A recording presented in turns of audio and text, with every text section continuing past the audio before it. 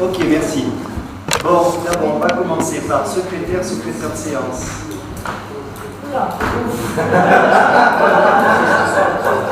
Alban, pas d'objection.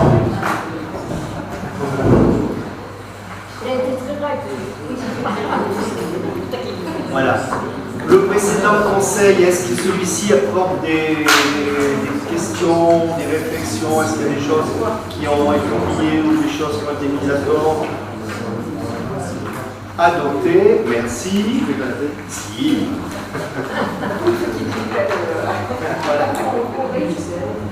Là, aujourd'hui, je suis bien encadré.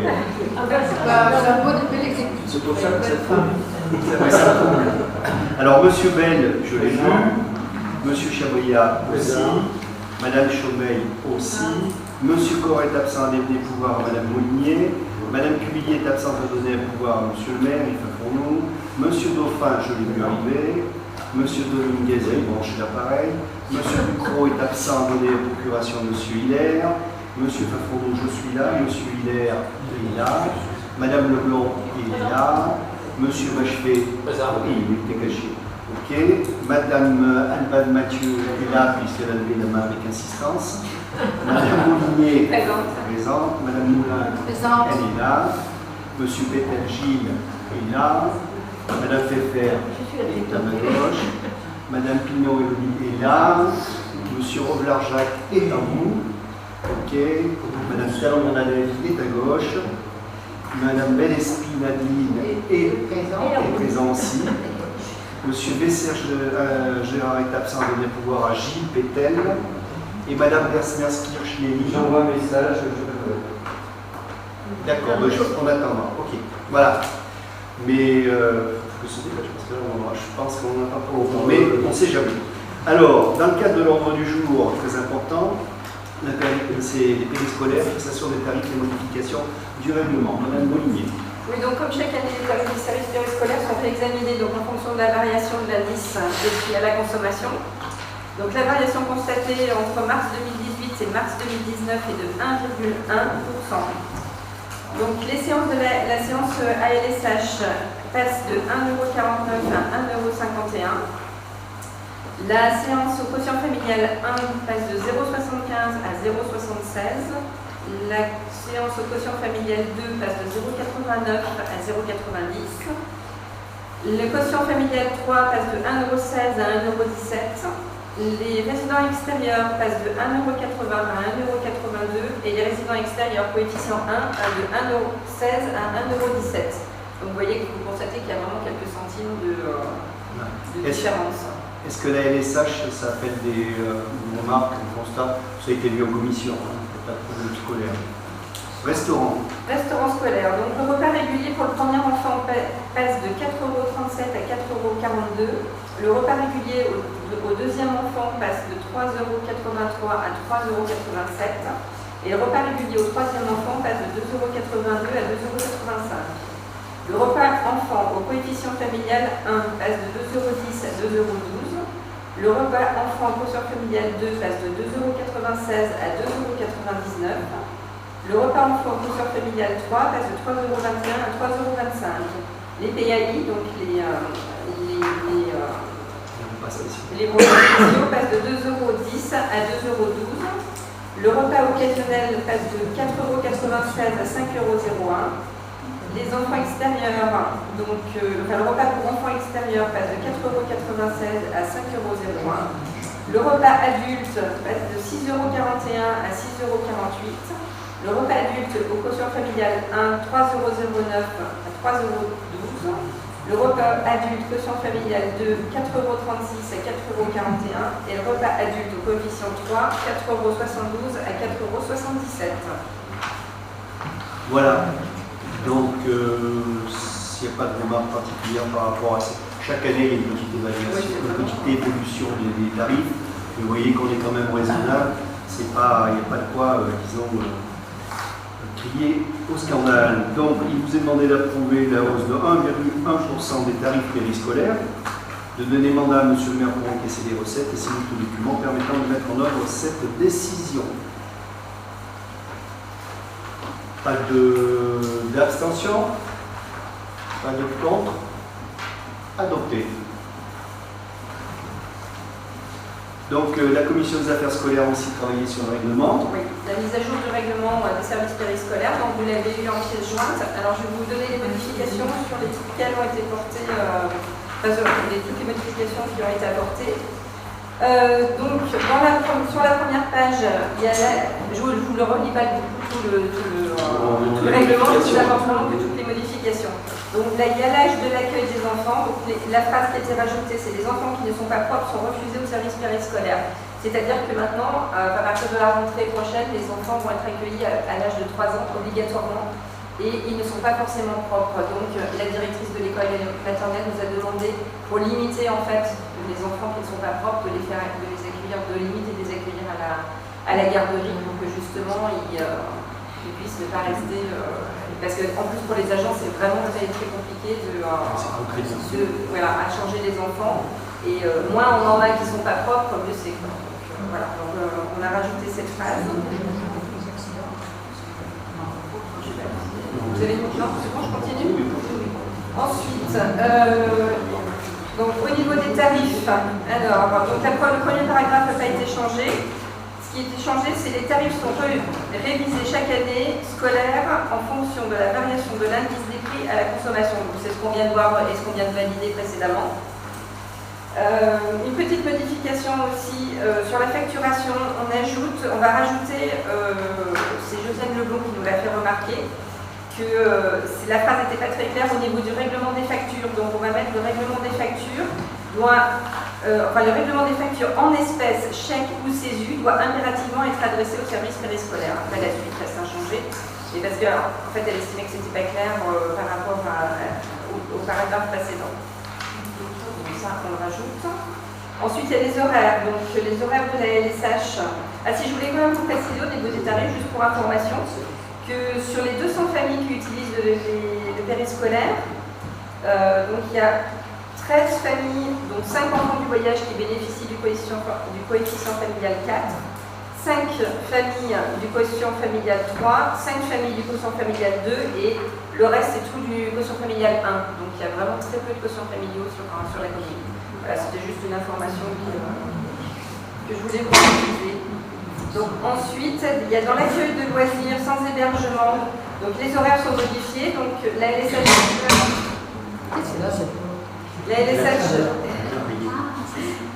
est ouverte donc le lundi, mardi, jeudi et vendredi, donc le matin de 7h15 à 8h40 et le soir de 17h à 18h45.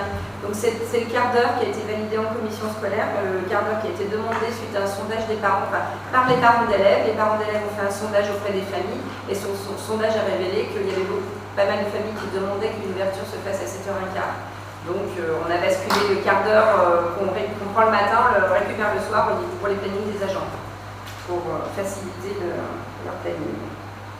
Donc voilà. Ensuite, alors après il y a toute la pause méridienne, puisque en fait depuis le 1er janvier 2018,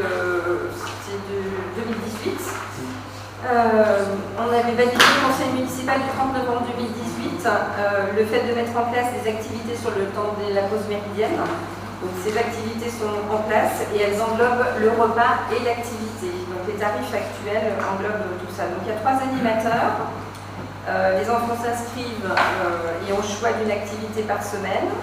Et il y a 3 activités différentes par semaine. Donc il y a un sport collectif où ils peuvent se défouler. Il y a des activités manuelles où il faut de la création et un projet jardin et fresque. Donc là, ils ont pas mal travaillé, ils ont même récolté le premier légume la semaine dernière. Donc c'était une belle courge.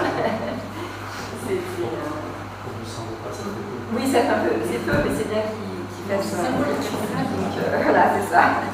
Donc c'est vraiment très apprécié des enfants, il y a vraiment beaucoup d'enfants qui participent. Sauf là c'est vraiment qu'aux élémentaires, les maternelles n'y participent pas, ils jouent vraiment librement dans la cour, c'est que les élémentaires qui participent et c'est vraiment très apprécié, donc on a décidé de continuer en commission scolaire. Et donc on a fait une modification aussi qui n'est pas sur le document que vous avez, c'est pour les enfants de maternelle, donc après le repas, les enfants de petite section vont à la sieste, avec entre parenthèses on met nombre de places limitées. Et on va enlever la phrase le nombre de places dans le dortoir étant limité, les places seront prioritairement attribuées aux enfants dont les deux parents travaillent, parce qu'apparemment c'est pas légal. Voilà, on ne va pas mettre cette phrase-là, donc du coup on a regardé effectivement, mais à partir de cette année, on est obligé de prendre que les petits dans le dortoir. Avant, on prenait les petits et les moyens, et là cette année, il y a vraiment beaucoup de petits, donc on prend que les petits et les moyens pour plus de tout dormir. C'est vrai qu'à un moment ou à un autre, il va falloir qu'on limite d'une certaine façon, et je ne sais encore pas trop comment. C'est assez compliqué.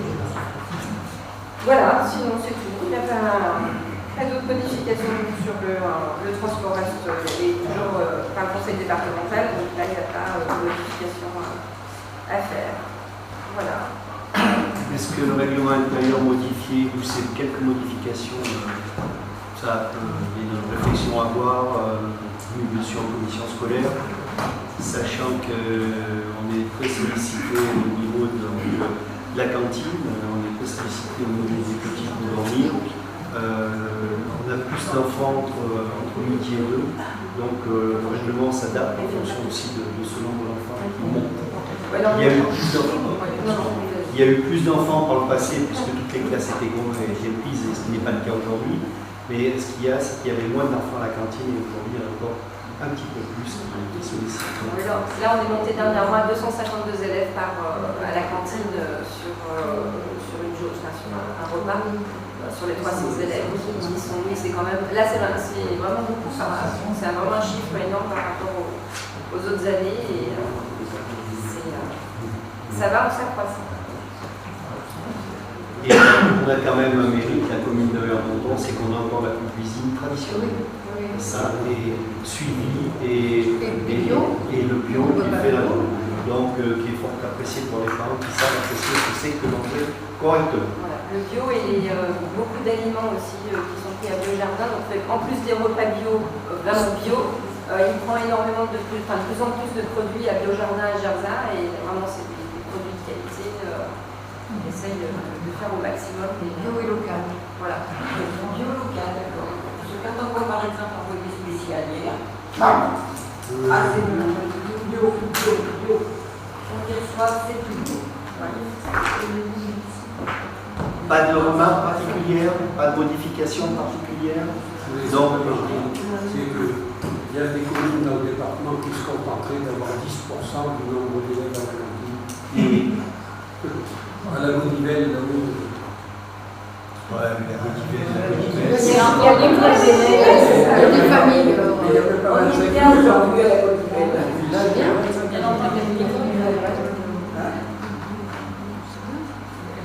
Hormis la Godivelle, je vous demande d'approuver le règlement intérieur modifié et d'autoriser le maire à signer tout document permettant de mettre en œuvre cette décision. Y a-t-il des abstentions?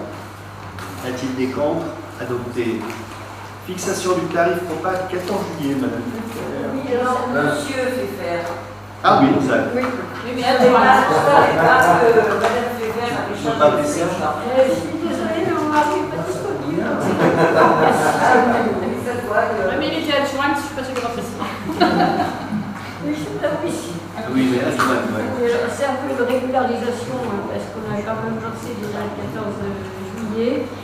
Voilà, donc, voilà, c'était pour dire qu'on repartait sur les tarifs de l'année dernière, sur les augmenter à mon avis. C'était donc 14 € pour les adultes et 7 € pour les enfants. C'est toujours le même principe au niveau du banquet, ça sera des prises de bœuf animaux avec des desserts. On peut reconnaître après qu'il y a tout un tas d'animations gratuites pour les spectacles gratuits aussi, qui sont plus artificiels. Je ne pense pas qu'on exagère au niveau des tarifs. Voilà. Et j'en profite pour dire que je vais vous faire passer un petit tableau. Et ceux et celles qui peuvent venir donner un coup de main, merci de vous inscrire. Voilà, tout est un peu. Déjà inscrit. Bon, les tarifs pour le 14 juillet, après des remarques? Non. Ça m'embêterait quand même, parce que toutes les affiches ont été distribuées. Donc, il vous demandait d'approuver les tarifs pour le repas du 14 juillet tel que présenté ci-dessus, 14 € pour les adultes, 7 € pour les enfants de moins de 12 ans, et de donner mandat à M. le maire pour encaisser les recettes et signer le document permettant de mettre en œuvre cette décision. Abstention, contre, adopté. Travaux. Alors, travaux d'éclairage rue Jean Moulin dans un premier temps, et après on passera à la deuxième opération, M. Hubert. Je vais vous présenter d'abord tout le reste va être concerné le siècle, puisque je vais vous présenter 2 travaux qui vont être liés dans la réalisation. Et puis après, j'ai reçu leur rapport d'activité du siècle 2016, puisqu'ils ont que 3 ans de retard. Ah ouais, 2016, oui. Le siècle fait. L'année dernière, je vous avais présenté 2015, 2016. L'année prochaine, ce sera 2017. C'est encore ça. Mais je vais simplifier parce qu'il y a des choses qui sont plus au niveau. On passera vite fait. Donc, premier travail à faire, c'est les travaux d'éclairage de la rue Jean Moulin. Rue Jean Moulin, dans le cadre des travaux de voirie, on a envisagé d'enfouir de la rue des Écoles jusqu'après l'école, pour que l'école soit prise en compte, d'enfouir les réseaux pour faire des trottoirs de la même façon qu'on a fait en bas de la rue Curie. Donc, les travaux d'éclairage suite à la réflexion, l'estimation des dépenses s'élève à 13 000 €, sachant que dans les 13 000 €, ça ne concerne que le passage des fourreaux et l'éclairage public. La fouille est à notre charge puisque c'est nous qui faisons le tout. Donc le siècle prend en charge la réalisation des travaux en les finançant dans la proportion de 50% du montant hors taxe et en demandant à la commune un fonds de concours égal à 50%, soit 6 500. Le montant du projet s'élèvant à 13 000. Donc ce fonds de concours sera revu en fin de travaux pour être réajusté, éventuellement suivant le montant de dépenses résultant du compte définitif. Le montant de TVA sera récupéré par le siècle via le FCTVA. Et donc là, je vous préviens bien, c'est que la partie siècle. La fouille n'est pas comprise dans ce cas de fouille. Alors, par rapport à ces travaux, le pourquoi du comment, c'est la suite disons, de la partie roulante, de partir de la rue des Écoles, donc pour finir d'arriver à l'école. En plus, ce qui vous sera proposé, c'est que, je ne sais pas si vous avez vu pour ceux qui vont à l'école, il y a une demande forte de parents d'élèves pour que le stationnement soit interdit sur la rue Jean-Moulin. Pourquoi? C'est-à-dire sur la partie de l'école. Les voitures, les parents sont obligés de marcher sur la route en arrivant à l'école.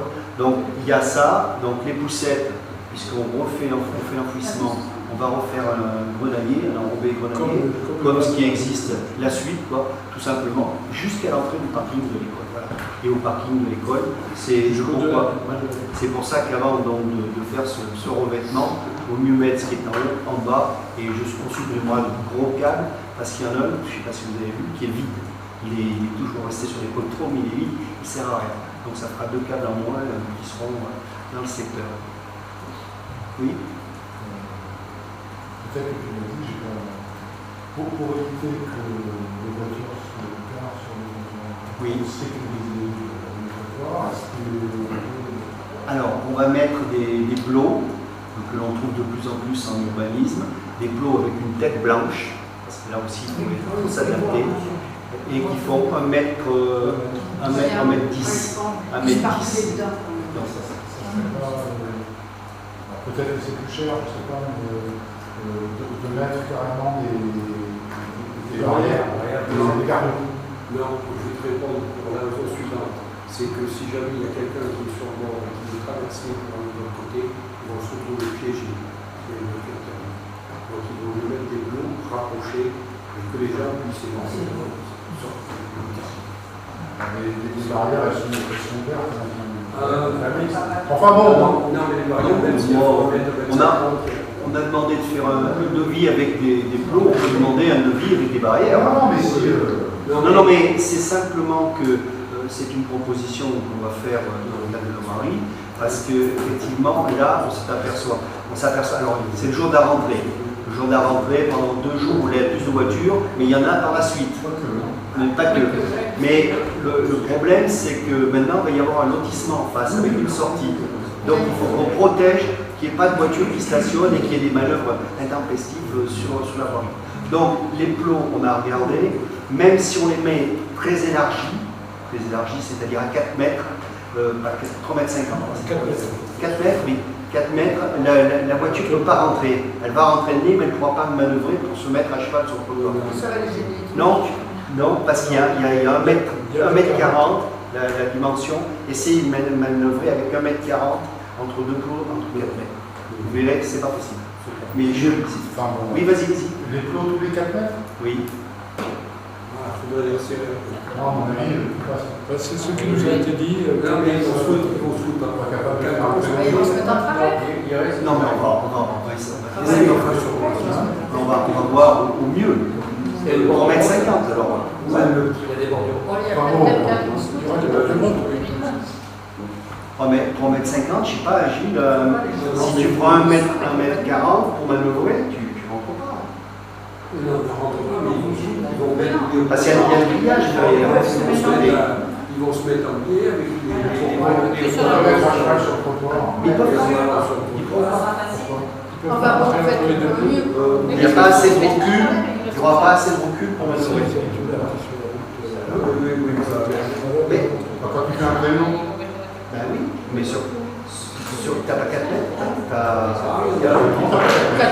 t'as plus de 4 mètres. tu montes à 2 mètres 50, 3 mètres. Non. Et tu as l'argent de la voiture. Mais bon, la réponse. Ah bon, moi je. Non, mais t'as raison, il faut être vigilant pour ne pas faire des bêtises.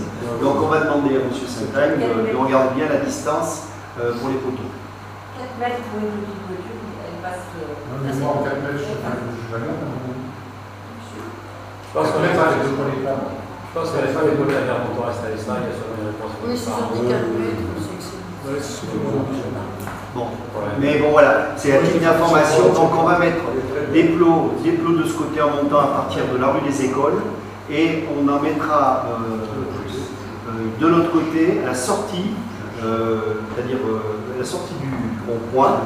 Quand on descend comme ça, parce que c'est souvent des voitures qui se mettent là, sur cette petite partie, par exemple, dans notre cher collègue Michel Dupont qui n'est pas là ce soir, s'ils se mettent là, ils cachent la vue pour sortir du stop. Voilà. Donc là aussi on en mettra. Et j'aurai la même chose pour la sortie du lotissement. Alors on n'a pas été jusqu'au lotissement.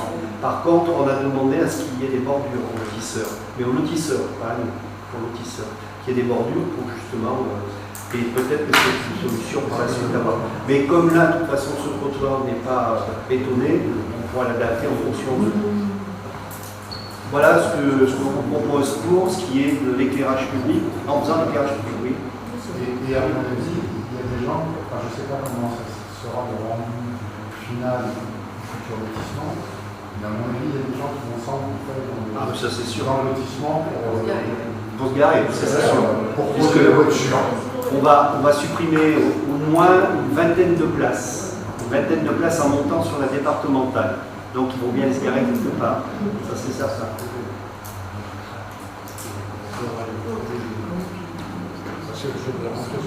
Oui. Ou les fêtes, l'autre jour, La fête, c'était même garé sur les places handicapées. Bon, donc ce qui vous est demandé, c'est d'approuver ce projet de réflexion d'éclairage public et en même temps, donc, nous allons faire les trottoirs qui seront dessous pour que justement les personnes qui ont des poussettes ou les personnes qui ont du cinéma, ça soit, disons, praticable et qu'ils aient plus à marcher sur la route et avoir des inquiétudes de circulation. Donc ça, c'est la première délibération, travaux d'éclairage en moulin. Y a-t-il d'autres remarques, d'autres observations? Donc je prends les observations de M. Péter sur la distance des poteaux, qu'on y soit très attentif. Si. Non, mais je ne veux pas faire. Non, mais. Non, rajoute sur le. Merci. Alors, y a-t-il des abstentions par rapport à ce petit projet? Pas d'abstention, de contre? Pas de contre adopté. Installation de carrefour à feu à la sortie de l'école. Donc, qui se situe effectivement dans le même lieu de périmètre de travail. Donc, on prévoit l'installation de carrefours à feu à la sortie de l'école pour régulariser la circulation en amont et en aval du passage piéton. Donc, dans l'avant-projet qui nous a été présenté, il y a 2 détecteurs de vitesse qui vont se faire. Un en prenant le virage, juste après avoir pris le virage de la rue des écoles, pour que le radar puisse se détecter, et un autre aussi, une détection qui est faite en haut de la rue Jean-Moulin, dans la ligne droite de l'école.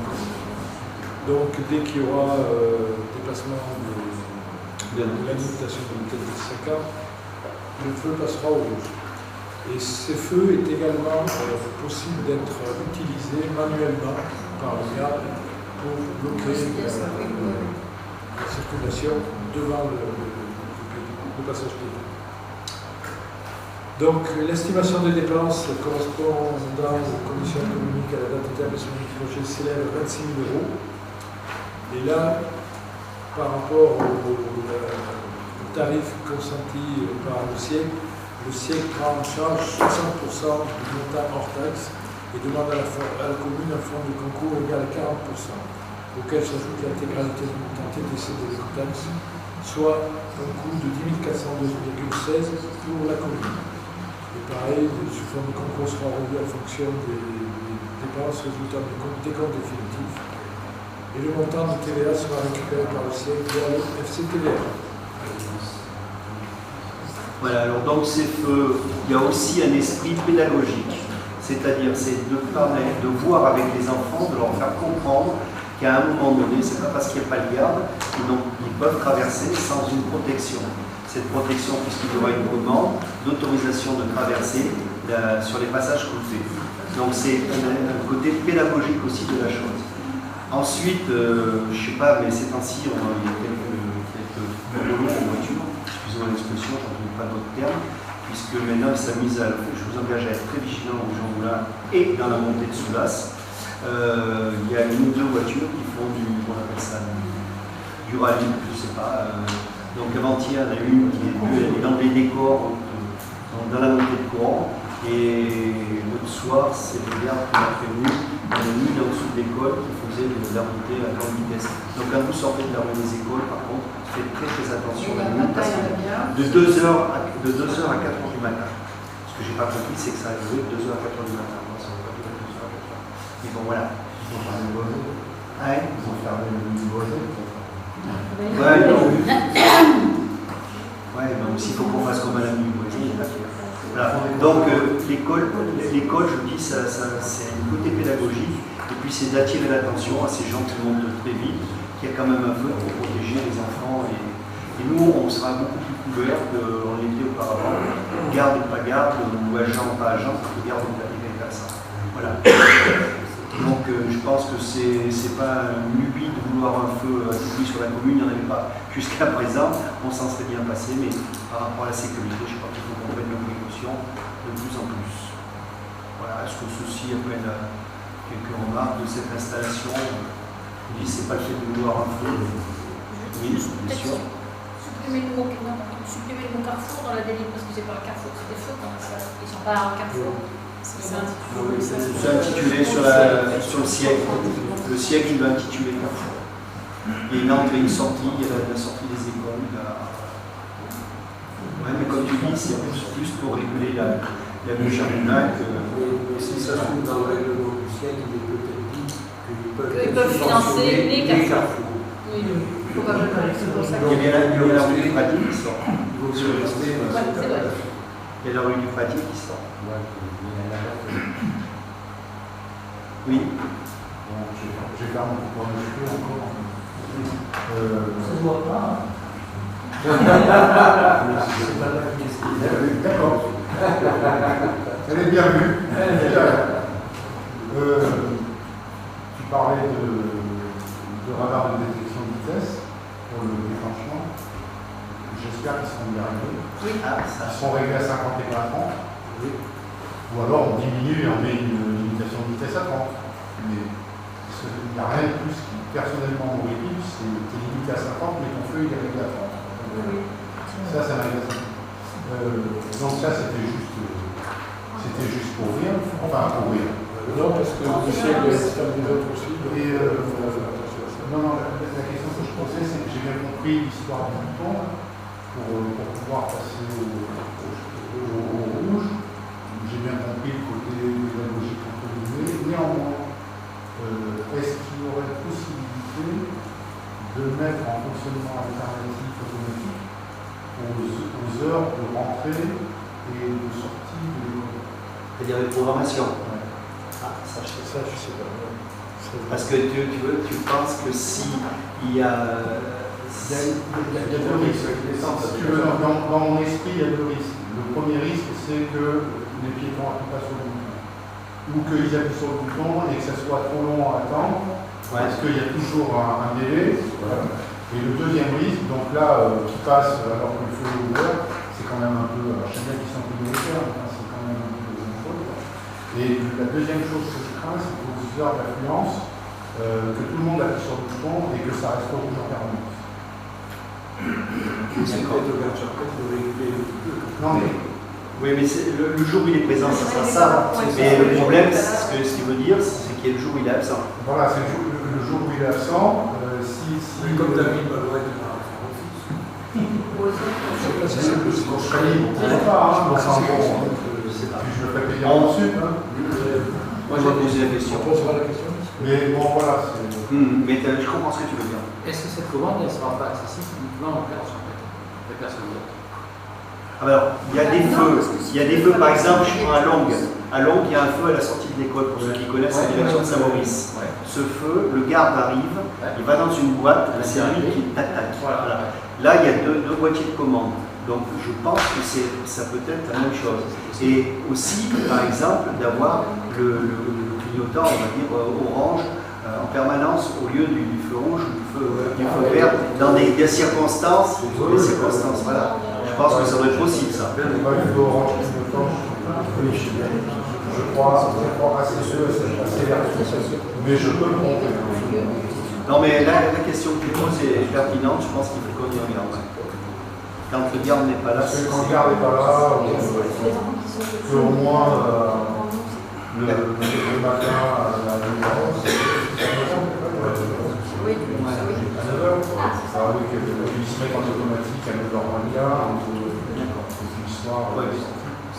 Donc, voir la programmation, on va rajouter voir la programmation, disons, dans une programmation, disons, comment on appelle ça, automatique.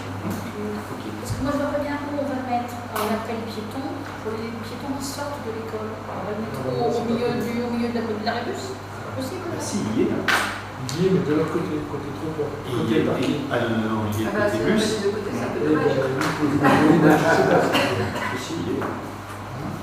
Il va pas gêner le point pour arrêter le feu en rouge.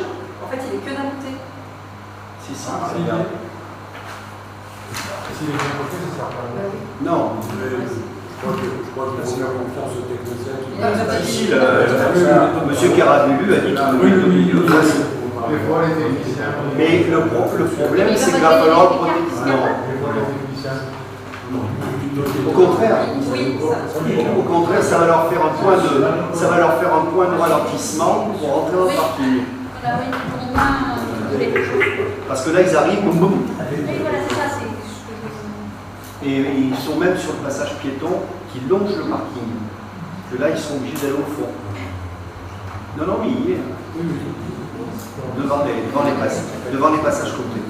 Sinon, il ne faut pas passer. Non, comme c'était le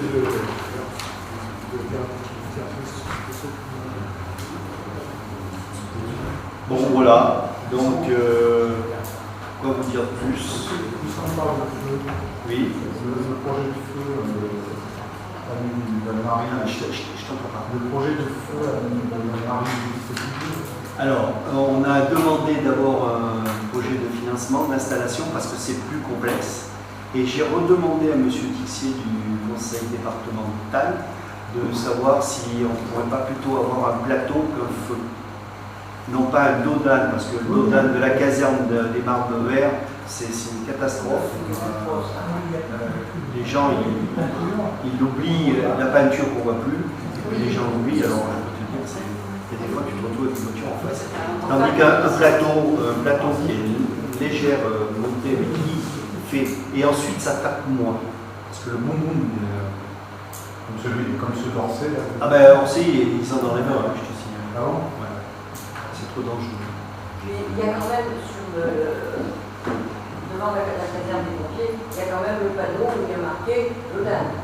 Donc, qui permet quand même de ralentir pour les pompiers qui sortent aussi des casernes, parce que les gens ils ralentissent quand c'est la. Non, mais c'est la réglementation est bonne. Sauf que la signalisation au sol, il n'y a plus.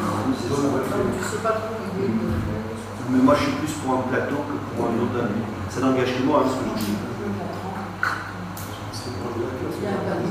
Donc, pour l'installation des carrefours, des faux carrefours de l'école, ou à l'école, si on veut, y a-t-il des remarques d'Anthony Gilles qui nous a aussi attiré notre attention? Voilà, merci. Y a-t-il des abstentions? Des comptes adoptés. Rapport, c'est ça? Oui, rapport au siècle. Donc je vous fais grâce de la structure du comité syndical, parce qu'elle est à niveau, et que je n'ai pas peut-être les chiffres actuels, parce que ça a changé en 2017, donc l'année prochaine, nous aurons ça.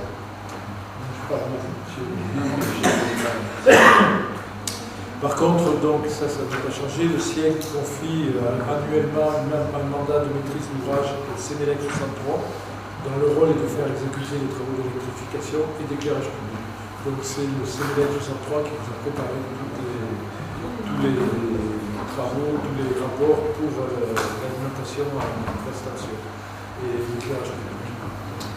Donc le SIEG, le propriétaire du réseau et propriétaire du réseau de distribution d'électricité basse et moyenne tension, et le SIEG a concédé à ERDF et EDF des missions de développement et d'exploitation de ce réseau. Bon, je vais passer rapidement sur les chiffres parce que ça peut évoluer, sachant qu'il y a quand même 9161 km de lignes hors tension, et qu'il y en a 162 plus, et que pour les lignes basse tension, il y en a 9730 et qu'il y en a environ 90 de plus. Alors, concernant les producteurs, il y a le photovoltaïque, l'éolien, l'hydraulique et les autres styles de biomasse ou biogaz. Le photovoltaïque a cru de 2000 kW par l'année. Il y a environ 120 contributeurs de plus. L'éolien, il y avait 10 contributeurs, il n'y en a plus que 6. Et au niveau de l'hydraulique, il y a un contributeur de plus, sachant que les deux cumulés éolien et hydraulique, c'est à peu près l'équivalent du photovoltaïque. Et les autres, pour biomasse et biogaz, il y a 38 000 kilowatts de produits, donc par rapport aux 54 000 de photovoltaïque et aux 54 000 d'éolien plus hydraulique. Concernant la qualité de service, pour la tenue de la haute tension, l'année dernière il y avait eu 669 incidents au-delà des seuils, là il y en a eu en 2016, pardon. En 2015 il y en avait 669, en 2016 486.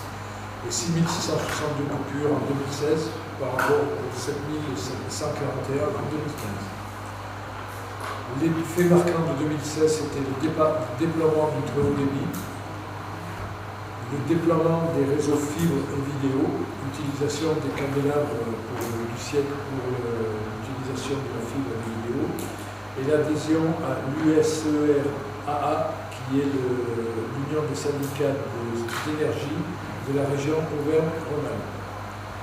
Donc le SIEG a rejoint un peu toutes les communes, tous les centres de gestion de l'électricité dans le cadre de la région Rhône-Alpes-Auvergne. Au niveau des finances, les recettes concernant le SIEG représentent 40 628 176 €. et les dépenses 39 340 772 €. Alors, particularité des travaux faits sur la commune de Vermentor en 2016. En 2016, on a fait l'aménagement de la basse tension de Marie-Curie pour 23 595 €. L'éclairage aussi de la rue Marie-Curie pour 16 576 €. L'aménagement basse tension du chemin des Pradiers, 224 €, c'était une reprise. Les illuminations plus les LED sur illumination représentent 8 477 €. On a fait aussi les ZAC Traversaire phase 3, 1948 €. Le chemin du Chardonnay, 4149 €. Et l'alimentation basse tension de Champory, 5597 €. Donc un total d'investissement de 60 570 € pour un total de fonctionnement de 68 436 €. Alors attends, il y a quelque chose qui m'interpelle. Nous, on a fait pas de serre, c'est la communauté.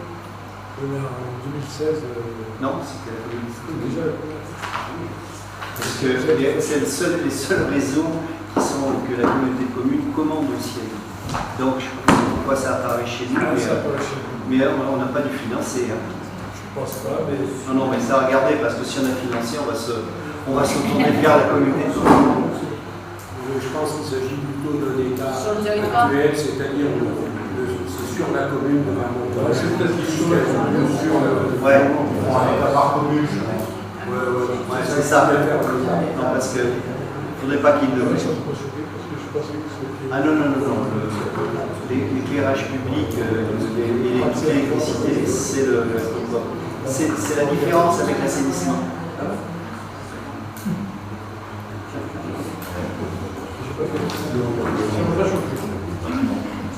Très beau rapport, monsieur Hiller, merci.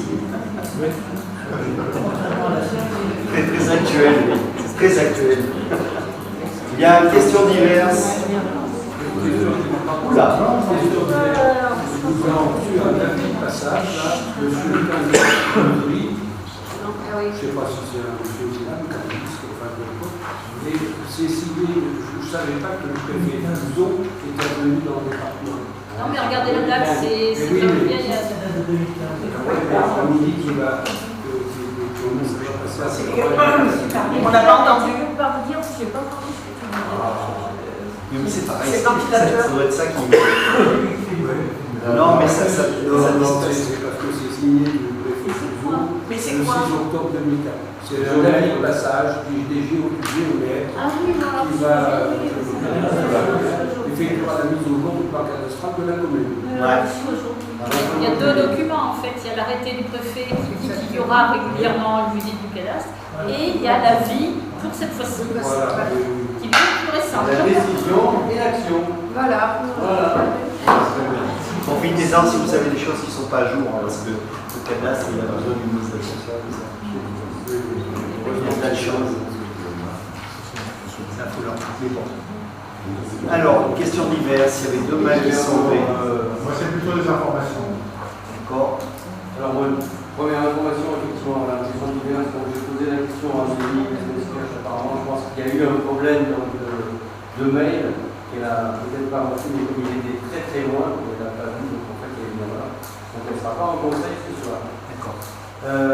Par contre, au dernier conseil, on avait ajourné une question qui était fort intéressante en ce qui concerne Les voisins les vigilants. voisins vigilants. Voilà, merci. Oui, mais ensuite, on a nous, oui, merci de m'entendre. Nous, on a ajourné participation citoyenne. Voilà. Et vous voulez me parler des voisins? Et moi, je vais vous en parler un petit peu parce qu'en fait, on a fait une petite réunion des voisins, effectivement, où on s'était posé cette question. Je me suis rapproché, effectivement, de la mairie pour cela. Donc, il y avait déjà des comptes rendus, en fait, de la gendarmerie, etc. Donc, effectivement, on a fait un petit logement, on va dire, chez les voisins. Et on a discuté, effectivement, de ces choses-là. Donc, on a mis en place des choses qui est plus simple, simplement de savoir que les mails, les téléphones, et puis, en fait, un compte sur WhatsApp, parce qu'en fait, chez nous, on a quand même eu suffisamment de témoignages dans l'affaire. Suite à ce, pour l'instant, c'est complètement une action complètement personnelle, une dizaine de personnes autour de chez moi. Et puis par contre, lors de ce petit repas, il a été évoqué donc un problème de sécurité routière. On s'aperçoit que sur la rue de la Mode, ça descend vite et ça monte très très vite. Donc il m'a été demandé de ramener à la mairie la problématique. Et je pose la question, donc comment engager cette discussion? Vous me faites un courrier, la pétition des riverains, se plaignant de la vitesse que je transmettrai à la gendarmerie avec un avis et que moi-même je pourrais cautionner. Mais la vitesse aujourd'hui, elle n'est pas qu'à Mille-la-Bonne malheureusement. Elle est à rue du Valvary, elle est rue Jean-Moulin, elle est dans toutes les rues. On a beau mettre, si vous restez, puisque moi je suis là tous les jours, nous sommes dans le bourg-centre à 30 km/h, il faut voir comment certains passent. Ça, c'est un problème de véhicules aujourd'hui qui sont confortables et rapides, et puis certains qui veulent s'amuser, et certains qui veulent s'amuser à la vitesse. Ça se termine à Mille-la-Bonne, et je crois que Mme Valespy pourra en parler, puisque Mille-la-Bonne, par trois fois, des voitures sur le toit. Donc on peut en parler. Non, mais le problème de la vitesse, c'est quelque chose de récurrent. Je ne sais pas ce qu'il faut faire. C'est pour ça qu'on avait demandé avec M. hier à ce que l'on puisse mettre là aussi un ralentisseur. Mais le ralentisseur, on ne peut pas le mettre n'importe où parce qu'il y a d'une part des courbes, des reprises de courbes, et ensuite il y a, comment dirais-je, une sorte de descente vers chez nous. Donc on ne peut pas mettre des ralentisseurs sur des descentes, déjà. En mettre un où, alors moi je pensais le mettre après le panneau, dans le seul endroit qu'il y a, c'est à partir de Saint-Alyre, en direction de la première cour, justement, qui rentre au bas de chez nous. C'est là pour les faire ralentir. Mais c'est sûr que ils n'ont pas d'abord voulu nous, excusez-moi, ils n'ont pas voulu nous donner l'autorisation du département d'installer un ralentisseur à cet endroit-là. Voilà. Donc moi je pense qu'avec cette pétition, peut-être qu'on reviendra à la demande et peut-être qu'on obtiendra quelque chose. Mais M. Corr serait là, lui, ça serait la sortie de la Béchette. Combien de fois les gens seront coupés en deux, là, c'est limite. L'avenue du Val-Marie, c'est limite. De toute façon, partout, c'est limite. Et alors le pire maintenant, c'est depuis que la route est belle, bien faite, dans la descente de l'ancienne déchetterie. Alors là, méfiez-vous quand vous êtes dans la cour, parce qu'il y en a qui descendent. Moi, l'autre jour, il y en a un qui m'est arrivé, je me suis dit, je ne sais pas s'il va prendre la cour, si je ne veux pas le prendre, parce qu'il descend fort. Voilà. Et pas plus tard qu'avant-hier, la dépanneuse et les gendarmes étaient dans la montée de courant, et j'ai appris aujourd'hui, de Soulas, j'ai appris aujourd'hui qu'il y en a un qui s'exerçait à la vitesse à 2-3 heures du matin. Donc, moi, je n'ai pas la réponse, mais faites-moi la pétition, qu'on transmettra à la gendarmerie. On le transmettra même à l'officier supérieur à la caserne des Salins, de manière à ce que... Mais il faut savoir qu'à Avenue de la Mode, ils font des contrôles radars. Ouais, et la solution des bandes lumineuses. Oui, ça Moi, je crois pas. Moi, je crois plus rien. Pas plus les panneaux que les machins. C'est vrai qu'à la rue de la Mode, je pense que quelqu'un qui ne connaît pas, on ne repère pas bien qu'on rentre dans l'agglomération. Il y a bien 2-3 maisons là sur la gauche. Il y a quand même quelqu'un. Oui, non, mais effectivement, il y a celui qui n'était pas très attentif. Moi, je suis moins surprise que c'est trop vite à cet endroit-là que avenue du Val-Marie où quand même on est dans des maisons depuis toujours. Là, il y a effectivement un passage où on peut ne pas bien percevoir. Alors, Josiane, les gens qui passent à Avenue de la Mode, quand même, ce sont des gens habitués, connaissent. Les gens Je sais pas, il y a de tout. oui, mais qui viennent de Canard d'Aver, ils connaissent ça. non, mais vous pouvez en parler comme vous voulez, la vitesse c'est récurrent et je ne sais pas ce qu'il y a à faire. Aujourd'hui, celui qui se fait ramasser, ça me gagne quelques temps. Tu parlais de ralentisseur, Oui, il y a un plateau. non. Les deux. C'est-à-dire que le plateau, c'était le conseil départemental qui l'avait choisi et voulait le mettre au carrefour entre la rue chemin de revue et de la descente des Invalides. C'était la moyenne. Voilà, il voulait signaler le carrefour par un plateau. Mais là, c'est un autre investissement et c'est une autre. Alors bon, ce sera peut-être la solution, je ne sais pas. Parce qu'effectivement, mais oui, ils prennent de la vitesse, hein, c'est juste après l'abribus. Hein. C'est après l'abribus, ils prennent de la vitesse, et puis ils s'aperçoivent qu'il y a une courbe, alors ils rentrent dans la courbe. Et en forêt des grandes choses. Sauf que sans plateau, il part d'une vitesse qui est déjà pas meilleure. Oui, c'est ça. Ouais. Oui. Carrément. Parce que moi aussi, j'en ai vu tout ça Mario. D'ailleurs, il y en a un qui s'est foutu sur le toit à la sortie. Où? À la sortie, dans l'autre sens. Les deux. À la sortie de la montagne. Mais la moelle? Oui. Mais nous, oui, on en a eu 3. On est trois dans mon voyage. Je te parle. Après la sortie de la montagne. Ah, d'accord. Tout neuf. Moi, je ne sais pas quoi vous dire. Faites la pétition. On va penser encore. On peut la pousser, on est une dizaine de personnes, on peut la pousser ensemble. Donc, ce soir, justement, pour revenir à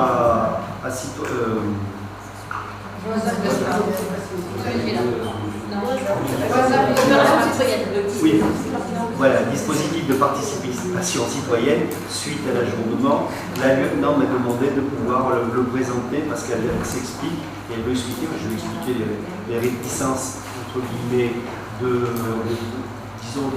pouvoir avoir des informations complémentaires et le suivi de ça. Donc elle a dit, mais c'est noté, je veux bien venir vous l'expliquer, donc je lui ai demandé de venir au prochain conseil. Donc ce sera en septembre.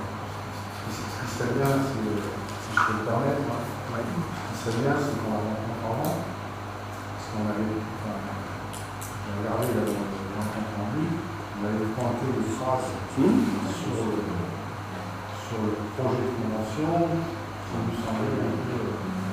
Non, on va lui laisser expliquer. Moi, ça ne mange pas. Elle s'explique et après, on peut lui demander de vérifier. Et j'en ai parlé au supérieur des salles. Il m'a dit on n'est pas fermé à ces réflexions, à ces remarques, donc il n'y a pas de problème. Donc voilà. Un petit déclic. Oui, non, mais voilà. Je veux dire, autant qu'elle soit au courant. Ah oui, bien sûr. Alors je pense que ça va être la nouvelle qui viendra à la place de la lieutenant Chazal, puisque la lieutenant Chazal a été nommée au Mont d'Or et elle va être remplacée par une nouvelle lieutenant qui arrive, encore une femme. Voilà. Autre chose au point de vue circulation, et puis là aussi c'est un sérieux problème, mais c'est durant les travaux, vous avez pu vous rendre compte que hier au soir, il y avait un trafic énorme dans la traverse de Vers. Donc j'ai reçu l'arrêté aujourd'hui, 28 juin, comme quoi la nuit du 27 au vendredi 28, la sortie 6 sera fermée, ainsi que la sortie 5 sera fermée, de manière à pouvoir travailler sur le pont de la route de la Jonchère, chez nous, faire l'enrober, le ciment dans un premier temps du tablier. Voilà.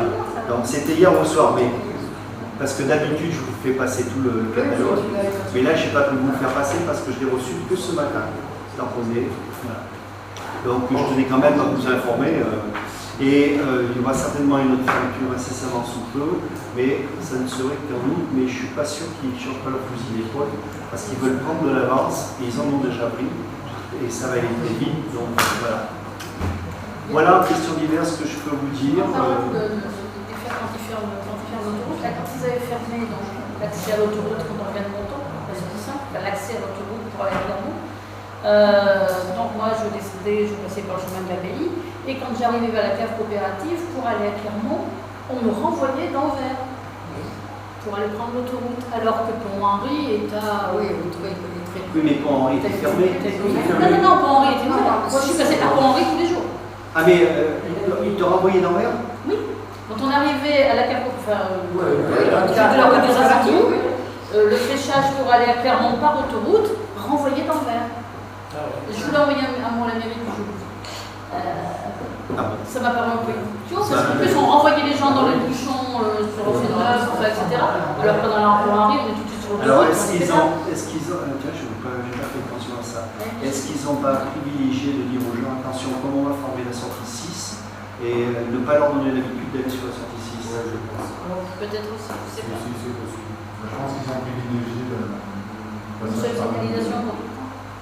Oui, oui, oui. Parce que le fléchage, il était. Oui, oui. Malgré qu'on pouvait revenir pour prendre la sortie. Comme hier, ce que j'ai pas compris dans le fond, normalement, tu arrives de Clermont, tu vas sur Montpellier. Donc, arrivé à la Jonchère, à la sortie 5, normalement, tu montes à la sortie 5, tu prends le giratoire et tu vas rechercher l'autoroute juste avant Talanda, où ils ont créé la bretelle d'accès pour la sécurité. Et bien, hier, non. On repassait sous le pont de la Jonchère, on allait à l'étang des Pennes et on traversait Berne.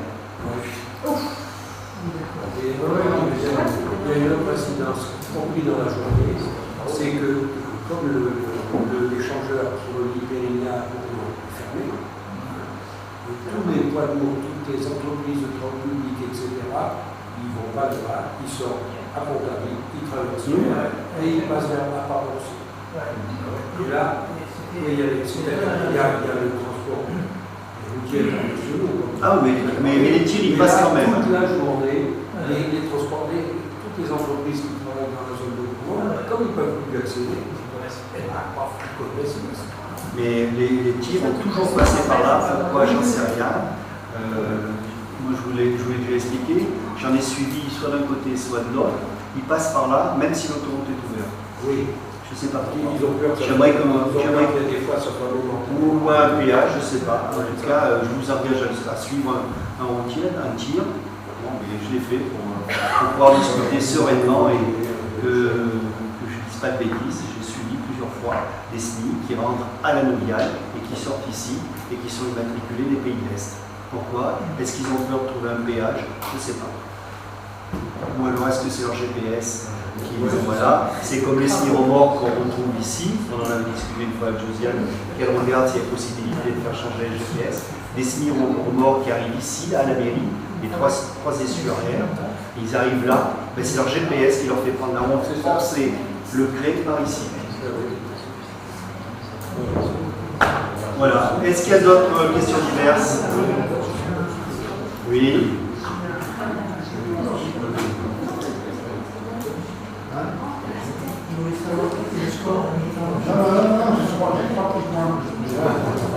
Ah oui, mais pas fort parce que.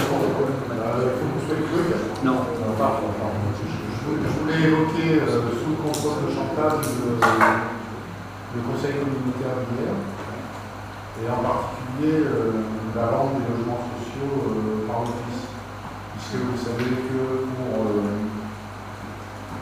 pour que les bailleurs sociaux qui ont de moins en moins de moyens puissent pouvoir avoir les moyens pour construire, on leur a proposé, le nom étant le gouvernement, on leur a proposé de vendre des logements qu'ils ont actuellement en location. Et donc il y a une demande qui a été faite par l'office sur mon arène communauté pour vendre 17 logements à la Roche Blanche, je le cite de mémoire, 17 à Vermonton, 7 à Villefranche et la quatrième commune. C'est Orsay, la Roche Blanche, le Vermonton et Villefranche, le Taléca. Mais j'ai pas dit Orsay. Si, il a dit Orsay. Non, c'est pas Orsay, c'est Saint-Amand-d'Avance, c'est le logement locatif à Saint-Amand-d'Avance. Donc, comme il était prévu, mon arène communauté a demandé à M. le maire si il était d'accord ou pas d'accord. On en a discuté un petit peu. L'idée de Vermonton, c'est de dire avoir des logements locatifs. Pourquoi on a fait des logements locatifs sur Vermonton? C'est pour pouvoir avoir un temps de population et éviter que les gens qui s'installent à terme infernal, c'est-à-dire qu'il y ait une diminution du nombre d'habitants par foyer et qu'on ne soutienne pas finalement la population, le nombre d'habitants sur un. Et donc, hier, lors de la libération française de communautaire. Chantal et moi-même avons fait part de ces arguments et la délibération du Mont-Ardenne communauté autorise la vente des logements locatifs office à la résidence à Saint-Amand via le compte, mais pas à la compte, puisqu'ils ont tenu compte de la vie de la commune. Je rajouterais que j'ai aussi après argumenté sur le fait que, à titre personnel, je trouvais que même que l'autoriser sur les autres communes était, à mon sens, une écorchure à l'aménagement du territoire, parce que si les communes avaient fait des logements locatifs, c'est aussi pour les raisons de la majorité sur la montagne qu'on n'aura pas forcément d'autres terrains. Non, pas chez nous. Non. Je peux prendre la parole. Moi, quand même, je tenais à dire qu'à titre personnel, moi, j'étais pour la vente de certains logements sociaux. Donc, l'avis de la commune, je ne sais pas qui a donné l'avis de la commune. Enfin, j'ai donné une explication. Voilà, c'est là que je ne sais pas. Alors, il faut dire que moi, je trouve que ça permet quand même à des gens qui ne pourront jamais accéder à la propriété sur Vermonton. Et ça leur aurait peut-être permis à certaines personnes de pouvoir accéder. Voilà, c'est tout. Mais je suis étonnée que la liste de Vermonton ait été exprimée comme ça. Voilà. On était très gênés par le quota, parce que c'était 17 logements sur les 38. Vic-le-Comte, c'est 7 logements à la vente sur 100. Donc on aurait été dans des proportions comme ça, je pense que la question ne se posait même pas, mais c'est pratiquement la moitié du parc locatif qui devenait propriété privée. Et donc l'accession à un logement sur la commune pouvait devenir problématique pour beaucoup de personnes qui n'avaient pas les moyens d'acheter. C'est plutôt le quota qui nous a dérangé. D'ailleurs, moi, ça a été le sens de mon intervention. Il y avait peut-être une négociation à faire, un pourcentage, je ne sais pas. Mais moi, enfin, l'avis de la commune, en tout cas, moi... L'avis de la commune sera respecté à partir du moment où, dans la délibération, pour l'instant, la communauté de communes était obligée de délibérer la veille. Donc j'ai donné les critères et les motifs de pourquoi on n'irait peut-être pas dans ce sens-là, mais demain rien n'est fermé puisque c'est à la responsabilité de la commune. C'est bien ce qui est mis dans la délibération. Donc ça n'empêchera pas d'avoir un débat sur le sujet avec le nombre de logements, à savoir que l'on n'a que 20% de ces logements, à savoir que l'attribution est faite par une commission et si nous, on perd des logements, on aura de moins en moins. Pas plus tard qu'hier encore, chez une personne âgée qui est en difficulté dans les étages dans une maison, qui cherche donc à vendre sa maison et qui voudrait rester sur la commune parce qu'elle a ses enfants. Si on perd tous ces logements, on va perdre la possibilité de répondre favorablement et rapidement à l'ensemble de ces gens. Donc la possibilité que la communauté de communes a dit, c'est qu'elle devait répondre à l'État, et c'est là la problématique, moi c'est ce que je ne comprends pas, c'est que les communes sont propriétaires en bail emphytéotique des terrains, et on irait vendre quelque chose où nous, on est propriétaire dessus. Donc pour le moment, ça me semble un peu ubuesque. Donc la commune s'exprimera sur le sujet, c'est ce que j'ai dit en exécutif lundi soir, la commune s'exprimera, mais en attendant, puisque la délibération doit être prise impérativement, ça avait été envoyé par SMS mardi matin, impérativement. Donc j'ai répondu les motifs suivants, le bail emphytéotique, le pourquoi de la démarche, les 20%, et puis ainsi de suite. Voilà. Donc j'ai débattu là-dessus, puisque moi je n'étais pas présent hier au soir, et les motifs ont été bien présentés. Voilà. Mais on en débattra, la porte n'est pas close, si demain on veut vendre, on pourra vendre. Ça pose aucun problème. Moi, effectivement, le nombre de 17, ça me paraît effectivement très important, ça c'était bien. Mais je pense qu'il ne faut pas fermer la porte parce qu'il y a l'approche purement financière, grâce à l'étude, mais il y a aussi une dimension sociale, et je crois que, comme disait Bernadette, il est important, c'est intéressant de pouvoir s'installer vers Vermonton, dès lors qu'on peut débourser 150 € le carré, c'est bien, formidable, mais il y a des personnes qui n'ont pas cette possibilité-là, et à qui on permettrait effectivement d'accéder à la propriété de cette façon. Donc je pense qu'il faut laisser la porte ouverte et puis trouver un nombre qui me paraît effectivement plus faible que 17, mais ça paraît quand même beaucoup, mais entre 17 et 0, La question était de demander au conseil communautaire. Ensuite, les communes se prononcent. Mais ce qu'on a voulu dire par là, c'est que l'habitat social, c'est vrai, c'est de la compétence du conseil communautaire, mais il n'empêche qu'on ne demandait pas leur avis aux communes.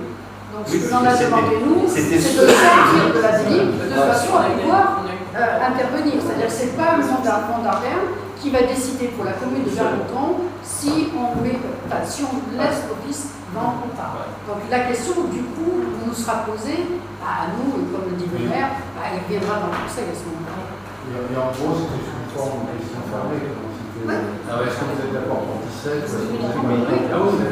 on n'avait pas les moyens de négocier, de discuter. Non, en fait, on a repris la main. La position que vous avez prise, moi, elle paraît tout à fait logique. Mais je pense qu'il ne faut pas s'arrêter là. Il y a lieu de poursuivre. Mais ça a été dit lundi soir, que ça serait mis en question. Et par rapport à l'ensemble, ce que je veux dire, c'est très subjectif, là, mais par rapport au fait qu'on a fait une prolongation vis-à-vis de l'office et pas des autres organismes sociaux, prolongation de la durée des remboursements. Là. Oui. Ça m'inquiète un peu sur l'état de santé financier de l'office, voyez-vous. Non, parce qu'ils l'ont fait sur quelques, si j'ai bien compris, quand on a voté, ils avaient quelques opérations sur lesquelles ils demandaient un prolongement. Donc c'était l'office d'autres organismes en dur, comme ils avaient moins de logements chez nous, je pense qu'ils ont peut-être simplement demandé. Oui, ils ont demandé l'aglo, ils ont demandé l'aglo, ils ont demandé. Si la liste, elle était quand même de 2 pages. La liste était de 2 pages. Je sais pas. Mais c'est plus facile de faire ça comme plan d'économie, c'est vrai. Non, mais ça, Gilles l'a très bien dit en préambule, c'est l'État qui leur impose aujourd'hui de modifier leur état de financement et de vendre du patrimoine pour faire des rentrées et réinvestir dans cette démarche-là. De toute façon, le problème, à mon avis, il faut être très attentif au patrimoine que l'on a, parce que n'oubliez pas que nous sommes, disons, dans une cloche à bientôt, et donc les terrains pour faire du logement social, si on les achète au prix de l'individuel, on n'en aura plus sous le compte. Méfiez-vous de ça. L'objectif qui a été mis à une époque en route, c'était bien justement pour pouvoir répondre. Alors, le mot social n'est peut-être pas approprié, mais moi je l'ai toujours dit que c'était des loyers adaptés en fonction de personnes qui pouvaient y prétendre. Et on le voit bien aujourd'hui. Moi, quand j'ai une attribution à faire, et c'est pas Fafourneau qui l'a fait, pas le maire qui l'a fait, mais c'est un collectif, et ce collectif il est réparti entre une société civile, entre le conseil départemental, plus les assistants, plus le maire qui est une voix prépondérante, et en fonction de critères bien établis. J'insiste là-dessus, les critères bien établis, c'est les demandes qui traînent. Il y a des personnes qui ont eu, mais avec Auvergne Habitat, ça faisait 7 ans qu'ils sont sur la commune, même plus que ça fait 10 ans qu'ils étaient sur la commune, ça fait 7 ans qu'ils avaient fait une demande, et ils n'arrivaient pas à en avoir un. Donc ça prouve bien qu'il y a une certaine demande par rapport. Et ce sont des personnes qui ont 62 et 65 ans. Donc on est bien là aussi pour répondre socialement à des personnes qui n'ont pas envie de construire et de s'installer. Et on répond bien aussi à des jeunes qui sont ou seuls ou en couple, qui viennent de s'installer, ou on répond bien aussi à des familles, disons, aujourd'hui la plupart des demandes, c'est maman avec enfant ou papa avec enfant. Il y en a, il y a les deux. C'est pareil, c'est pareil. Et ça, c'est un gros problème. Moi, j'ai dit méfiance, mais je vous dis, on ne va pas refaire le débat. Je vous ai promis qu'il y aurait le débat là-dessus, mais je préférais qu'on prenne ces précautions que qu'on se trouve dans le fait accompli. Et j'aimerais que l'Office nous explique bien, parce que ce n'est pas encore clair, le rachat du bail en photovoltaïque. Ça c'est important, parce que n'oublions pas que le prix du terrain, à l'époque, nous on l'a payé aussi. Donc je ne sais pas à combien on rembourse. Et la question reste en suspens, y compris sur les communes, puisque c'est aussi le cas. Oui, bien sûr. Non, mais il n'est pas question d'écarter le débat, il était question de répondre à une question rapide, puisqu'il devait débattre hier. Voilà. Je pense que ce serait peut-être intéressant, parce qu'effectivement, moi j'ai un peu la même réaction, c'est-à-dire que 17, ça me paraît énorme, 17 sur 38, ça me paraît énorme. J'ai aussi un peu la position de Bernadette, de dire il y a des gens qui effectivement. Et ce qui serait intéressant, je pense, c'est qu'on ait un ordre d'idée du taux de renouvellement. Est-ce que les gens ils restent très longtemps dans le logement ou est-ce que ça bouge beaucoup parce que je pense y a dans cette zone. C'est vrai qu'on aimerait que ça tourne et que pour pouvoir répondre à toutes les demandes et puis que les gens après ils aient une évolution mais je ne suis pas sûre que ça puisse être le cas et je pense qu'il y a effectivement des familles qui, une fois qu'elles ont l'appartement, doivent le garder et que donc dans ce cas-là, effectivement, si on leur permet d'accéder à la propriété, c'est... Mais là aussi, ça a permis... Je vais prendre un autre exemple. J'ai deux exemples de mamie brune qui est décédée maintenant, qui voulaient rester sur la commune mais qui ne pouvaient plus entretenir leur maison, leur terrain, qui ont vendu leur maison, qui ont eu un petit capital. Et ce petit capital leur permet d'avoir un logement temporairement, de manière à pouvoir rester sur la commune. Ça, c'est encore autre chose. Oui, mais à la limite, ce qui serait... je pense que ce n'est pas tout à fait la vocation du logement social. Ah si, pour moi si. Ce qu'il faudrait, quelque part, c'est des personnes qui pourraient se loger normalement en locatif privé. Mais il y en a pas. Mais voilà, mais c'est ça. C'est ça le problème. N'oublie pas qu'il n'y a pas de locatif ici. Et ce qu'il y a, c'est une catastrophe. On en a eu l'exemple d'un ou deux qui sont dans un état que nous on considérait sanitairement occupable et que les organismes ont considéré occupable. Donc maintenant la loi a évolué, elle a changé, donc ça commence à... Ce qui s'est passé à Marseille, mais on n'a pas de locatif privé ici, très très peu. Donc il y a aussi ce turnover-là. Et là par contre je peux vous assurer que malheureusement les mamies ça tourne, elles passent là, puis après elles vont à l'EHPAD, mamie ou papy. Non, moi je trouve qu'il y a... J'ai les pourcentages, je les ai demandés, les pourcentages, je les ai eu la semaine dernière au point de vue occupation. C'est pareil, il y avait Gérard se posait la question de dire est-ce qu'il y a des familles avec enfants, parce que c'était mieux aussi de faire venir des familles avec des enfants. Dans le lotissement 15, là, il y a 7 enfants, dont un qui vient de naître récemment. Donc il y a bien des enfants, dans le 15 logements, il y en a 7. C'est pas comment dirais-je, la muraille de Chine, mais quand même ces enfants qui sont ici. Récemment, la dernière attribution que j'ai fait avec mon fils, c'est une maman qui travaille dans le secteur, je crois qu'elle travaille au Mar, et elle cherchait ici, puisqu'elle a des parents qui sont ici. Donc elle est venue avec son enfant. Donc voilà, moi je crois que ce deal-là, 45 logements, c'est pas extraordinaire. C'est pas extraordinaire. Alors j'espère que par la suite, et là par contre, le Chardonnay, il y aura des bails à acquisition, des logements à acquisition. Voilà. Là, il y aura des logements à acquisition. Mais au départ, dès le départ. Et ce n'est pas la commune qui a acheté le terrain, puisque c'est le qui a acheté. Le problème, c'est le bail. Si le bail est authentique, comment ça s'arrête? Il le rachèterait, soi-disant. Moi, j'attends de voir le descriptif. L'idée de mon intervention, c'est de dire qu'on avait parlé. Oui, non, mais moi, il fallait pas plus presser, pas qu'on se retrouve après le bec dans l'eau et nous d'en débattre et de pouvoir aborder le sujet sereinement.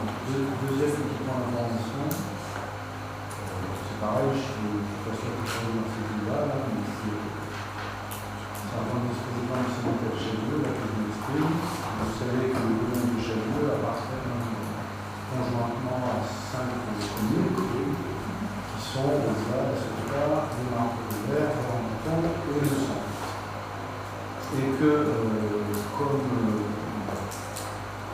Sauvé de Froid a eu une volonté de sortir de la commune, de rejoindre le Sancy Arpence, et que Montbardin de communauté en gros, va se désintéresser du SAD. Voilà, donc du SAD, ou leur PLV achète. Donc l'idée qui traîne actuellement, c'est de dire qu'il faut faire sortir le centre. Comme ça, il y a toutes les 4 communes du Mont-Bardin communauté qui sont dans le syndicat intercommunal de Château. On fait sauter le syndicat et on se fait Château. Et la solution du gâteau, c'est que évidemment les 4 communes qui sont propriétaires auraient un transfert de charge et continueraient à payer pour les impôts ce qu'elles payent pour le domaine du Château. Quand on a eu cette discussion, je ne vous cache pas que j'ai évidemment protesté auprès de mon ardent communauté. J'en ai informé M. le maire aussitôt. Donc la décision a été prise de faire une réunion avec les 5 maires concernés et de discuter avec les maires concernés sur cette question-là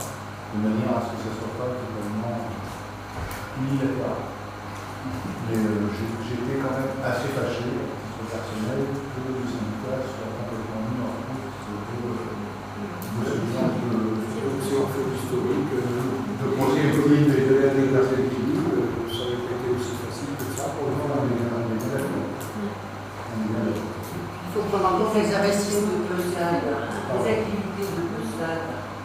Bon, il y a peut-être des activités qui correspondent à des associations. Oui, mais c'est fort, mais comment on fera Chacun on ne fait plus de ski de fond après À ça. chacun, Je sais pas, il paraît que c'est complètement. On n'en fait plus non plus après ça. il paraît que le sac a plus de neige. On n'en fait plus non plus. Ce qui, à mon avis, est assez facile. C'était ça qui me semblait important dans l'informer le conseil municipal parce que c'est quand même, on a quand même un cinquième en France. Voilà, on a un cinquième. Et on a un cinquième de patrimoine de Chevalier. Donc je trouve quand même que. Je crois que ce syndicat a œuvré pour donner à ce centre la possibilité de faire des choses, c'est-à-dire d'avoir les enfants, d'avoir une salle où on peut réceptionner, d'avoir un parc de 26 hectares, ce qui serait regrettable que la communauté de communes, disons, après le travailler dessus, des choses comme ça me paraît logique. Mais par contre, que nous, on dise, nous, syndic, et on le dissout, on le donne à la communauté de communes, et on paye des transferts de charges en plus, vous m'accorderez quand même de dire qu'on n'est pas d'accord. Je ne sais pas si ça vous semble logique.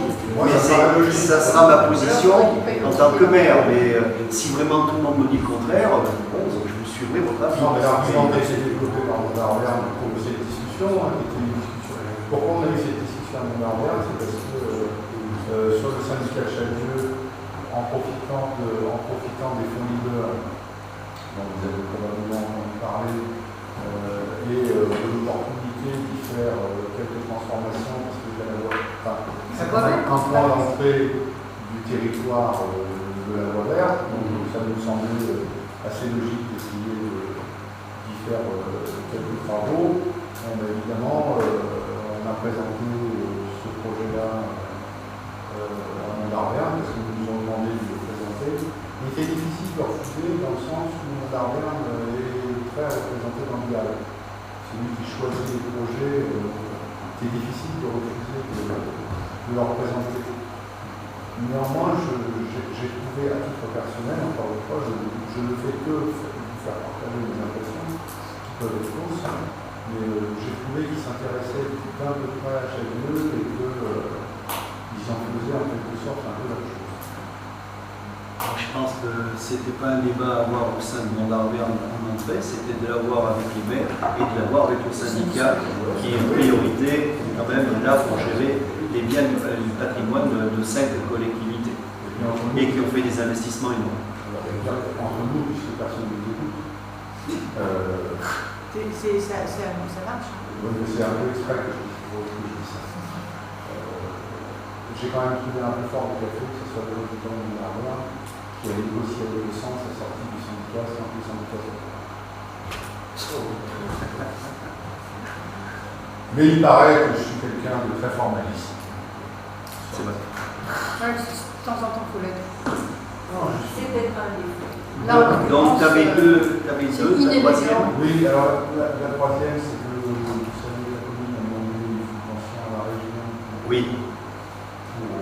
financement de la salle à Montréal, et que, avec mon collègue conseiller départemental Jean-Marc Bonnet, je me débrouille pour avoir un rendez-vous avec plus sorte peu pour pouvoir trouver un peu de subventions dans son alimentation auprès de la région. Et du conseil régional, local. Local du conseil régional. Qui ça? Le aucun. Il n'est plus vice-président, il est plus conseiller. Il n'a pas de Oui, il n'a plus la vice-présidence. Ah, il y a toujours les affaires. Alors, à titre d'information, avec Mme Massiri, moi, j'ai frappé plus haut. Alors, je ne sais pas si j'aurai la réponse. J'espère que tu auras. Je ne sais pas si on m'ouvre la réponse. Voilà. J'ai frappé plus haut à Lyon. Faites le tour par le 16 jours. Ben non, pas par Fraissinet. Par Fraissinet, je fais un tour. Vous connaissez pas? Allez y voir. Vous verrez ce que ça pour 90 habitants. Voilà, autre intervention? Et bien si c'est terminé, le conseil est 21h55. Merci à vous. Je vous souhaite de bonnes vacances pour ceux qui partent.